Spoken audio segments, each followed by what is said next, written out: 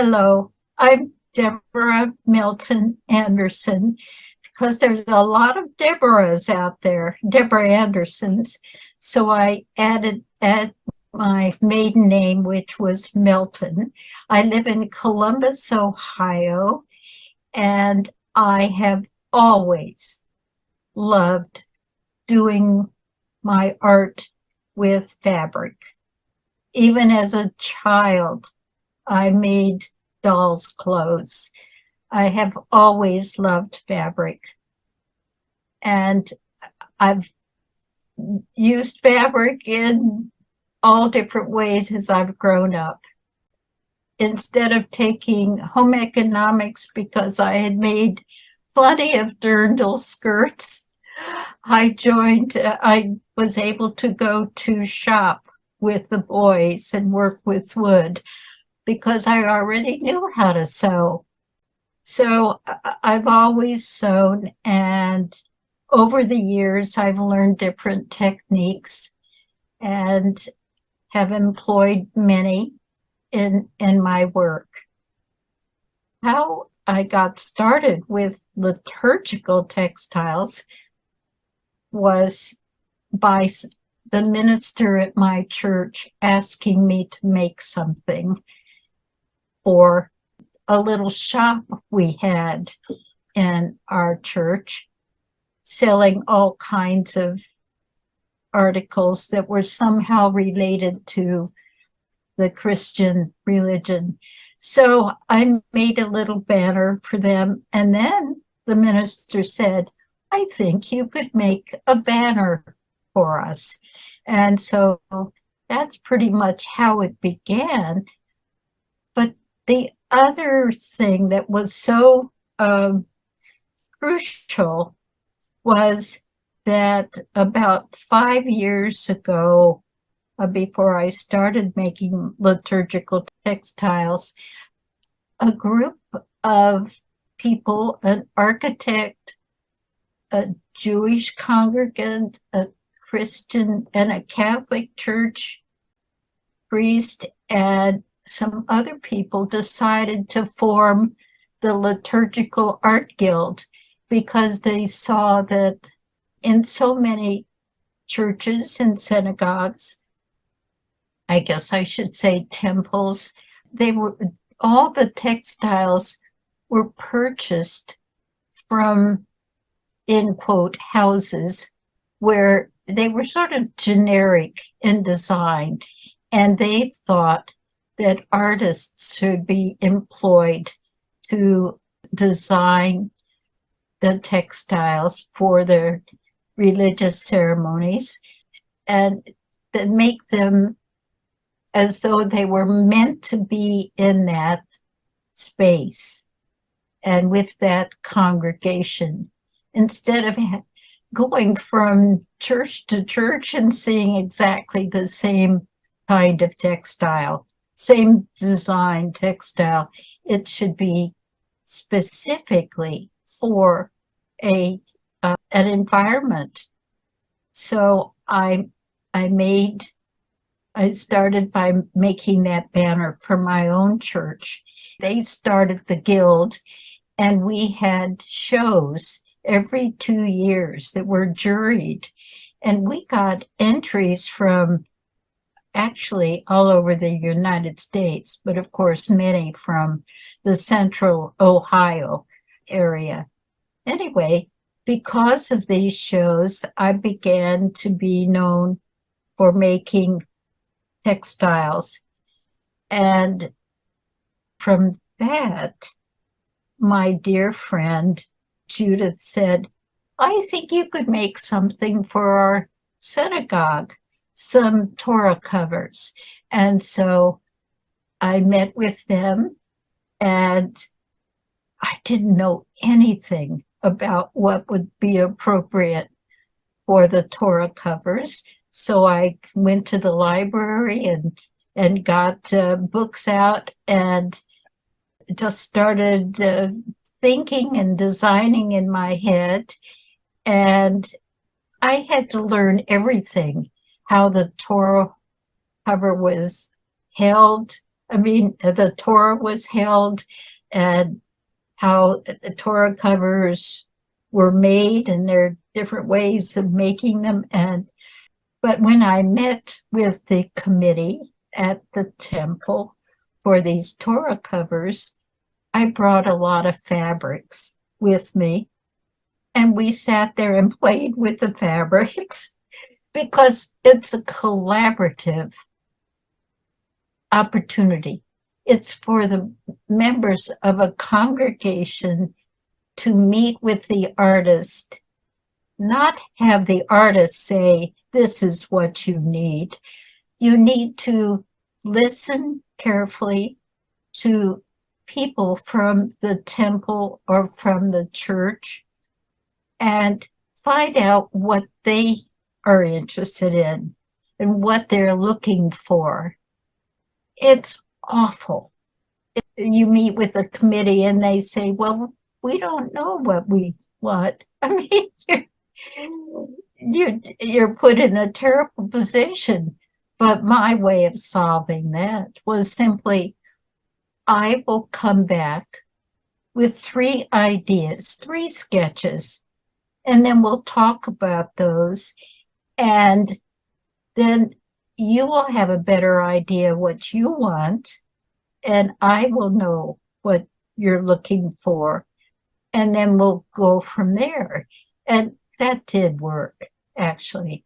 That worked very well. But part of my job is to listen and then also know how the textile is used in the ceremony and where it's going to go, of course, and take measurements and all of those sorts of things.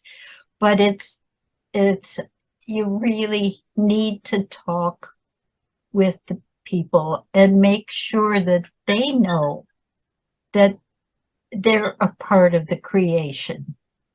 It's no good if you bring to them something finished that's not right. So it's a collaborative activity. And in the end, you want them to be delighted and satisfied and happy with what I've created. And the artist wants to feel good about what's been created. I bring my artistic sensibilities and my skill to creating images to fulfill their need. And I've always considered it a big honor, an honor to be asked to create something that will be meaningful to that congregation. What kind of materials do you use? The first Torah covers I made using cottons, and some of them were not heavy cottons, but heavily quilted. And they held up for a very long time. And now they're hanging in the vestibule by magnets against a big metal square, preferably 4 by 6 feet. And they're hanging by the magnets sewn on the inside of the Torah covers. But after they were made, I started using wool because wool, a good quality wool, is more durable and doesn't wear out as fast as the cotton. So, and I do wear silks, but I'm finding that some silks just don't hold up very, very long. And so even with a, um, a backing put on the silk, in fact, I put backing on all of the fabrics because it helps them be stronger. But even some of the silks, if the environment where the textiles are stored is not good, then the fabrics are weakened because in the winter it's likely to be much drier, and so the fabrics shrink up a bit, and in moist weather they expand because of the moisture in the air. So this constant back and forth through the seasons weakens the fabric. So it's very good to have them stored where the temperature is controlled. But I have to say, not very many congregations have that right kind of environment. So the textiles do give up after a while. You are doing a lot of geometric shapes. Well, I mean, I do quilts and I love the quilt patterns, but I always tweak them a little bit because I don't want the same pattern repeated over and over again unless in the repetition it creates a, a bigger, more important image. But golly, I think I use a lot of curved lines, and that's why I often bind the edge of the, well, binding might throw you off. I use a satin stitch, a wide satin stitch on many of my applique pieces.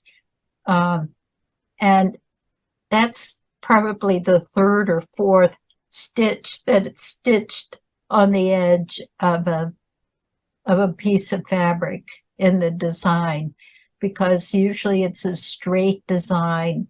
I mean, a straight stitch, and then a wide zigzag stitch to hold it in place. And then later I come back with a satin stitch, which is a good finishing on the edge of an image. But I'm getting into trying to design my own patchwork pattern so that I can come up with something totally different, if that's possible. How do you choose your themes? For my liturgical work or my other creations? Can we talk about the early creations? I took a workshop with a well-known quilter here in Ohio. Her name is Nancy Crow, and she's if you Google Nancy, you will get lots of images, I'm sure. She's an excellent quilter, very original, and an excellent teacher. And I came away from the workshop saying, I'm having a younger woman tell me I can create my own designs. And I said, wow, that's great. Because I started out by buying some patches that hadn't been made into a quilt at an antique show.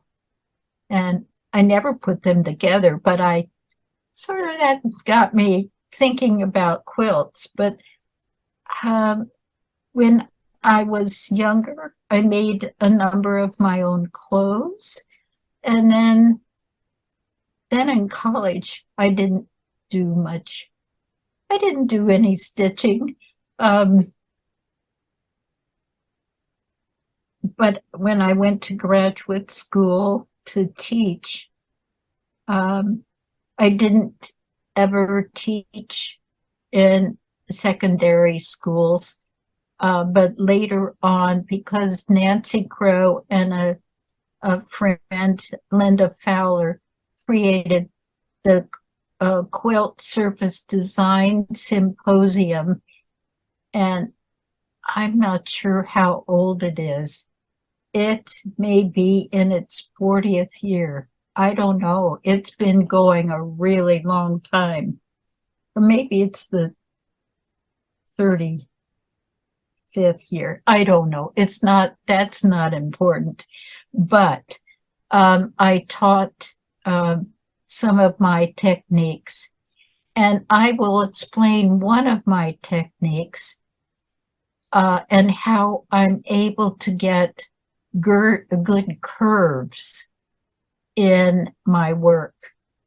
If I put on the foundation fabric for, let's say I'm doing a banner, and I put the design on the foundation fabric on the back side of that foundation fabric, and it's in the reverse of the way it's going to look on the front.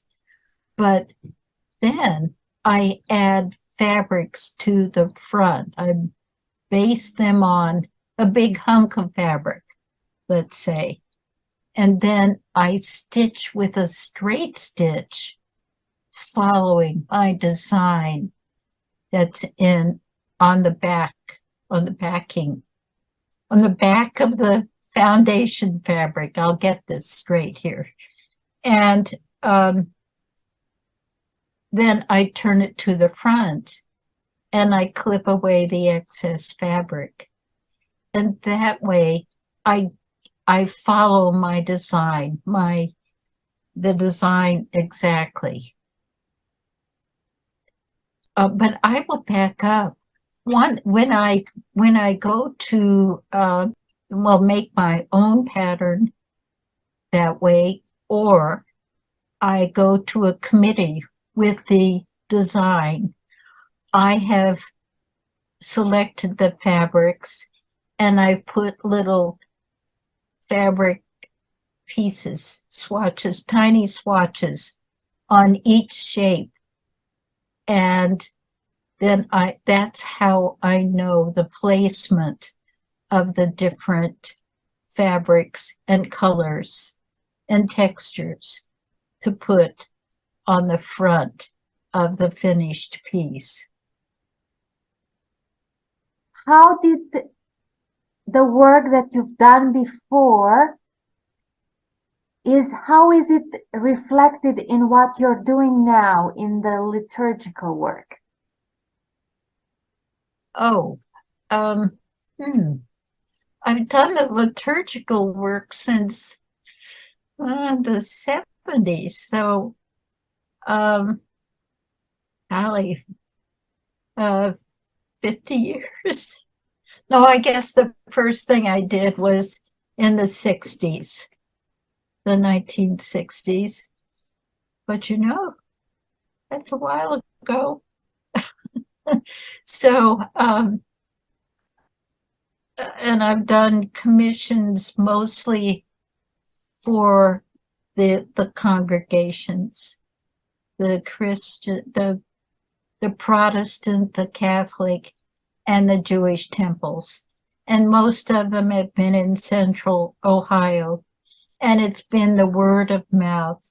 Once I did those Torah covers, those first Torah covers, Then someone from another temple was in touch with me and said, "Oh, we would like you to design some Torah covers for the high holy days."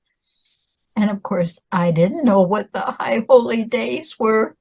So when I met with their rabbi, oh, I got really gutsy here in my memory. I said to the rabbi, "Tell me about the high holy days so I understand what I'm doing, what I'm to be designing for." And he turned to me, he said, "Well, I guess I'm going to have to design these Torah covers." And I looked at him and I said, "No, Rabbi, I've been hired to do the design. You just tell me about the high holy days." And so he started to get into the theme, and so I ended up doing a designs based on Hebrew words that described the high holy days. And I absolutely love those Torahs. They're because I was able to, the Hebrew, the different styles of Hebrew lettering are very exciting and wonderful to work with. So I've always picked up on the fonts, the Hebrew, I guess they would call them fonts, for the Hebrew lettering. And that often is what carries me into the design. But of course, for the Christian banners, it's the season when the banner would be used for Easter, Advent, Pentecost, all of the seasons.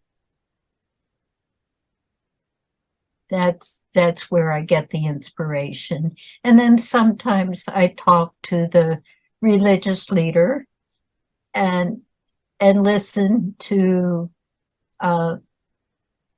what might be shown on the banner, because the banner is to take the place. In the old days, the stained glass windows were to help tell the story, the biblical story, and meaning of different seasons of the life of Christ and all of that, the Bible, and now the banners and the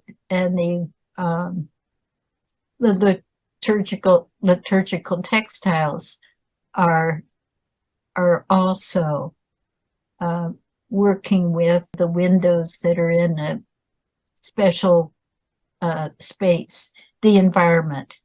When I design something that's going to be used in a specific place, I want to see that space, and because I want to pick up on some of the design elements that are already in that space.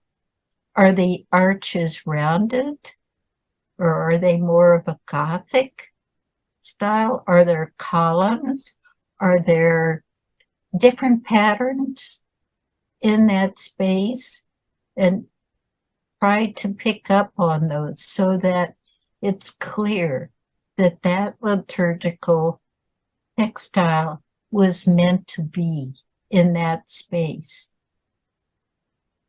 I want the congregants to view it and learn from it, but also feel as though it's not a foreign piece, that it belongs there.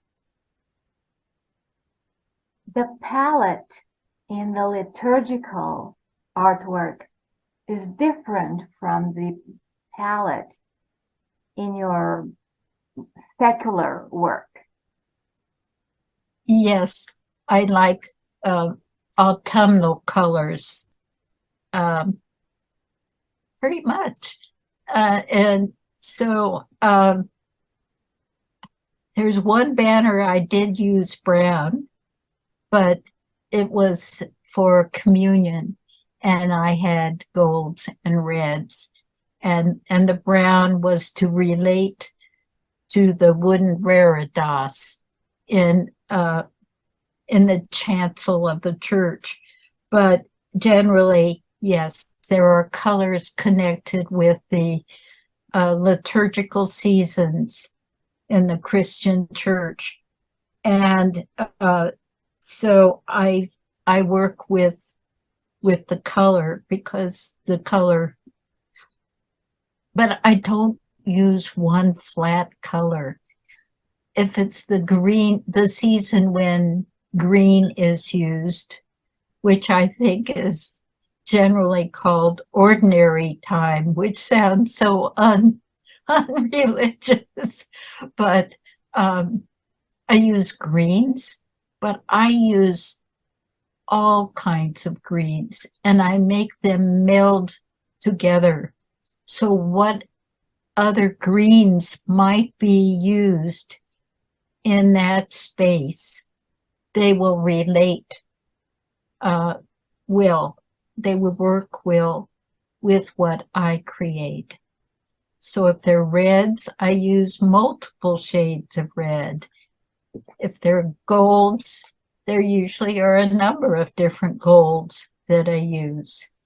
Behind you, you have supplies. I have an ironing board that's always up, because I'm always washing and ironing or pressing something. I found I have some hand-dyed fabrics by another artist, and I've loved her fabrics, and the quality of the cotton is wonderful, but she hasn't rinsed them enough, and I'm so afraid that they if I use them and don't get rid of the excess dye, that someday they will bleed in something that I've made. So I've been washing those fabrics, and I had started a piece, and there are all these small pieces, but I'm washing them because I just don't want something awful to happen. It's horrible when the red bleeds and causes the white next to it to turn pink, or the yellow to turn peach. I've got to present to the world something that's going to survive and look good for many years. You told me that this kind of work progresses slowly. Yes. I never advertised. It was simply word of mouth and entering. There were a few shows on liturgical textiles, so I would enter these shows. And so it was, yes, it was slow, and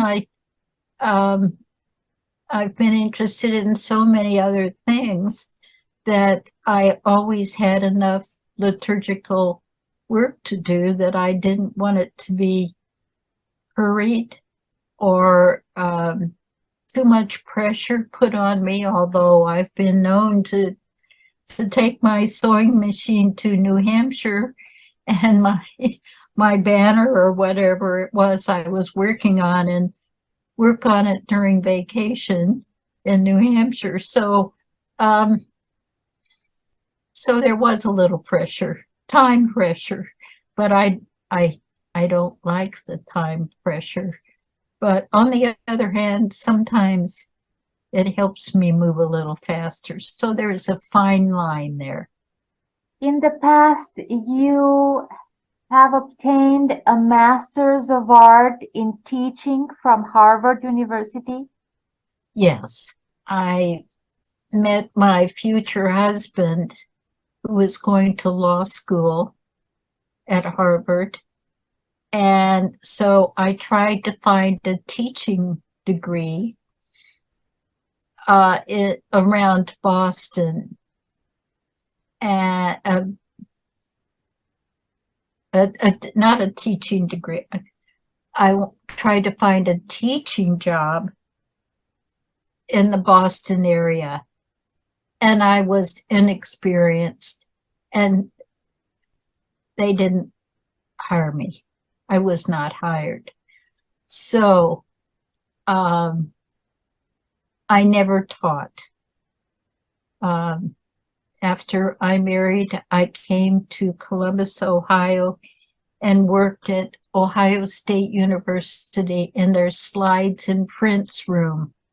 So, I mean, art has always been part of my activity, whether I'm working with the slides that the professors were showing in their classes, or and taking an art class myself, and then later teaching at this quilt surface design symposium. And occasionally I would be asked to give a workshop on something somewhere else. But I didn't pursue teaching particularly either.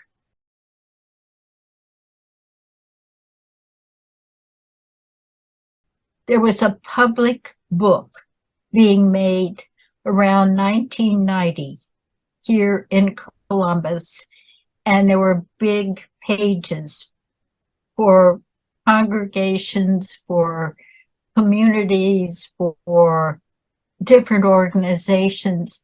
And a friend of mine taught me about heat transfers onto fabric.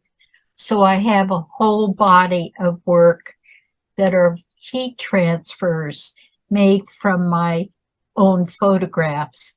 So that's a whole nother venue that we didn't go down that path.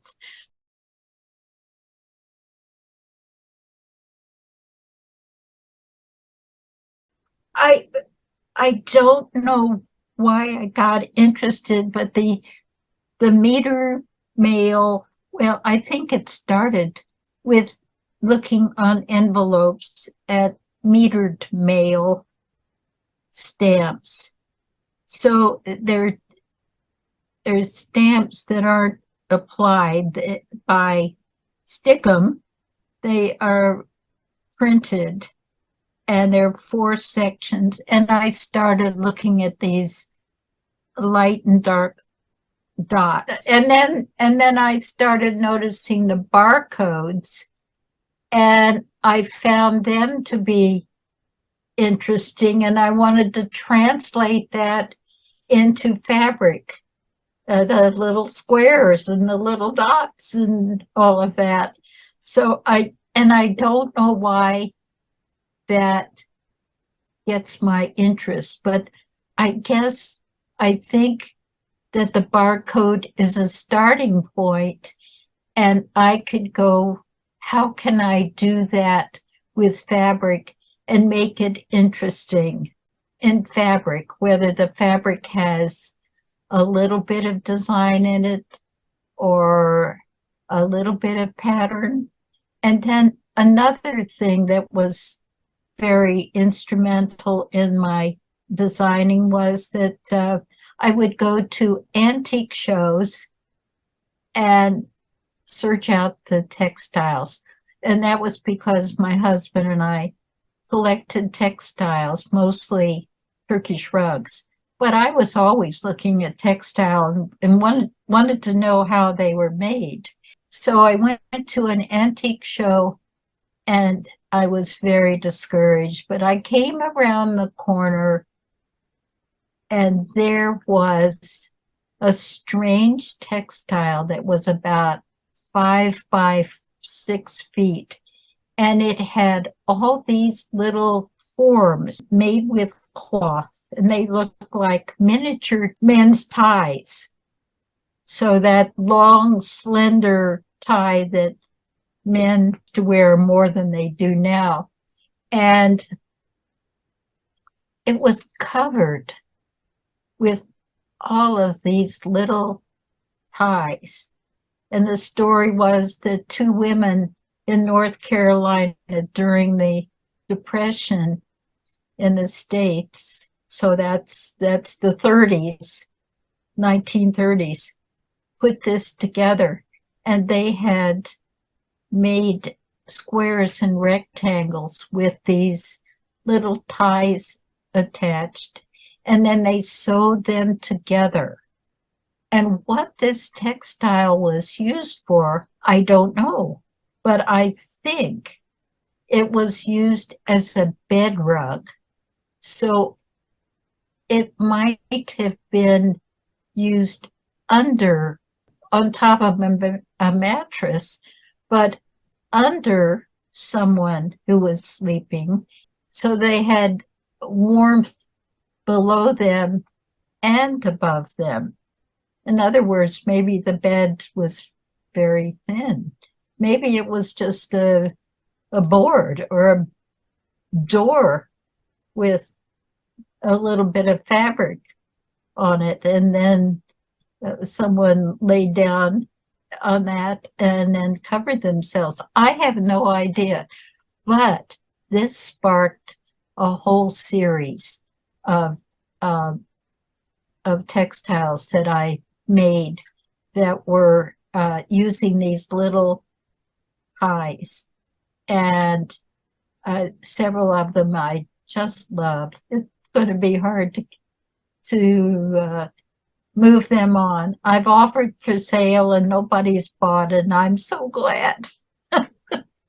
But anyway, so I guess there are a lot of sources of inspiration, all of nature. I mean, I like to go to antique shows. I like to go to craft shows. And everywhere I look, there seems to be a pattern and designs and shapes. It's just my entertainment. I just am always looking at shapes, colors, textures. It's just the way I am. Do you keep an inventory or do you have a catalog with all the work that you've done? I have several notebooks that aren't very well organized, but and yes, I've kept a number of my pieces, and I would like to sell some more, but you have to have the right venue in order to sell them. The Argo Laney exhibition was a wonderful opportunity, and I did sell some pieces from that show. But I belong to the National League of American Pen Women, and sometimes I'm able to sell through that group. And then I had a group of friends, including Elizabeth Barton and some other friends, and occasionally this group of women artists from mostly textiles from a variety of different places here in the States. And occasionally we would have a show.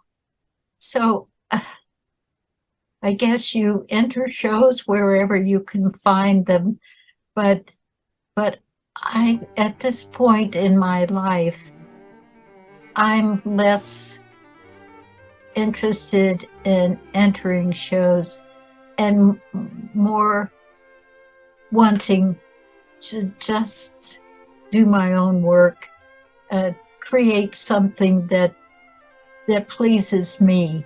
And then if an opportunity pops up for me to show, then I take that opportunity. Do you sew by hand and you also use the electric machine? Yes, both. In fact, because I designed something that has a very irregular edge, I thought I would be able to use the satin stitch on my sewing machine, and it's too hard for me to see where I'm to steer the sewing machine or the fabric to do that, do a good job. So I have hand stitched, and then I'm couching a thread, a fat thread along the edge with another thread. So I'm couching thread along the edge, and that is working. So that's by hand.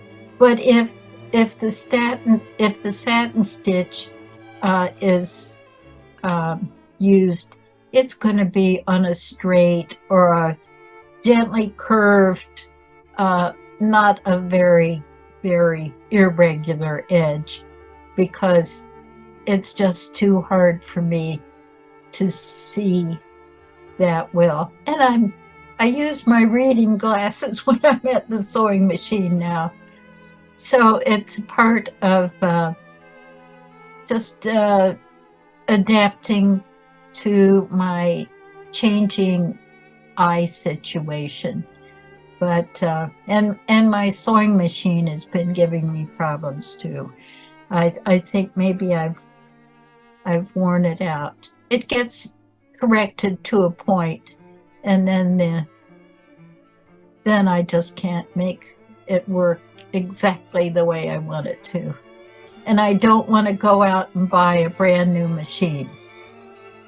They are incredibly expensive. And they have so much more on them than what I want. The machines from 30 years ago, the good ones, they do the straight stitch forward and back and the satin stitch and zigzag, and not all of these fancy embroidery like stitches. I have no interest in that. From the liturgical work, do you have a favorite quote? All of us have been given different gifts, and God gave me the artistic bent. And that's what I'm supposed to be doing. I'm supposed to be designing and making, putting together something that is pleasing to the eye, to other people, for other people also. So it's not a quote, but it's my calling. That's what I'm meant to do. And ask me to write a book about textiles. Oh no. I would just, it would be a nightmare for me, because I'm not a wordsmith. Every once in a while, phrases come to me, and I could write that, but not on a regular basis. So I'm meant to work with the fabrics and create textiles and study textiles. I always like to work alone, so working in a workshop is a little tough for me because I just need to focus on my own work. But it's been so important to have art friends to share with, to talk about art. And so that's the social part that's so important for me. But my working, I must do it alone. But other people can take workshops and be very creative, but I just can't do that. I have to focus in on my own interest and not be disturbed. But it is, oh, it's always affirming to have your friends and others tell me what they like about something, because that's an affirmation that I've reached them. So the affirmation is also, so all of those commissions were like affirmations. When a congregation comes back to me and wants me to do something more, then that is an affirmation, and I'm delighted, and I want to do my best for them.